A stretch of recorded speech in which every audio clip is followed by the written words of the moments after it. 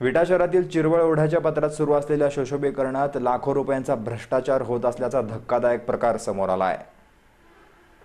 विटा शहरातील चिरवळ ओढ्याच्या पात्रात सुमारे 1,45,00,00,000 रुपयांचा निधी खर्च करून सुशोभीकरणाचे काम सुरू आहे। मंगळवारी बालाजी न्यूज आणि नागरी हक्क संघटनेने या कामाचे स्टिंग ऑपरेशन करत सिमेंट भिंतीच्या कामात बेकायदेशीरपणे दगड आणि ग्रीट पावडरचा वापर करून लाखो रुपयांचा भ्रष्टाचार होत असल्याचा प्रकार उघडकीस आणलाय। शहरातील मायणी रस्ता ते कराड रस्ता वाहणाऱ्या ओढ्याला चिरवळ ओढा म्हणून ओळखले जाते। कागदोपत्री या ओढ्यापात्रांची रुंदी सुमारे 100 फूट इतकी आहे।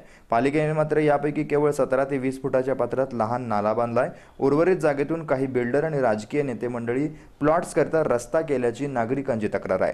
नागरी हक्क संघटनेचे सुनील सुतार यांनी कामाची पाहणी केली असता त्यांना सिमेंट काँक्रीटच्या कामात दगडांचा वापर तसेच वाळूऐवजी क्रीट पावडरचा वापर करण्यात आल्याचे निदर्शनास आले। चिरवळ ओढ्याच्या बांधकामातील भ्रष्टाचार तसेच पात्र मुजवून बिल्डर आणि नेते मंडळींच्या प्लॉट्स करता रस्ते काढण्याचा प्रकार उघडकीस आल्यामुळे नागरिकांतून संतप्त पडसाद उमटतायत। योजना तयार केली। या योजनेनुसार मूळ गावातले असणारे ओढे नाले याच्यातील गाळ काढून त्याचे सुशोभीकरण करून त्यावर अतिक्रमण होणारे हे रोखावा हा मेन त्याचा मधला उद्देश होता। परंतु विटा नगरपालिकेनं या योजनेअंतर्गत 1,40,00,00,000 रुपयाचे काम करायचे ठरवलेले आहे आणि त्यानुसार निविदा काढून काम चालू केले। परंतु प्रत्यक्ष 100 फूट रुंदीचा ओढा असताना मूळ ओढा पात्र 100 फूट असताना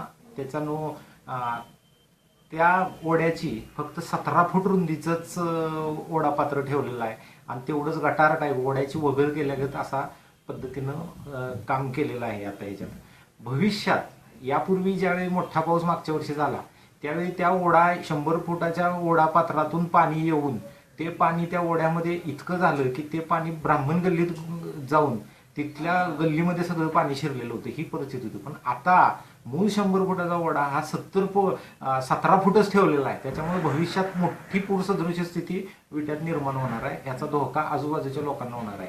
विटा नगरपालिकेनं ओढ्याच्या पात्राच्या कडेला मोठी अशी जागा शिल्लक ठेवून त्यातून रस्ते काढून बिल्डर्स लोकांना आणि तिथल्या प्लॉट धारकांना जागा मिळवून देण्याचे रस्ते मिळवून देण्याचा प्रयत्न या योजनेच्या अंतर्गत करून अंतर्गत सेटलमेंट करून हा सगळा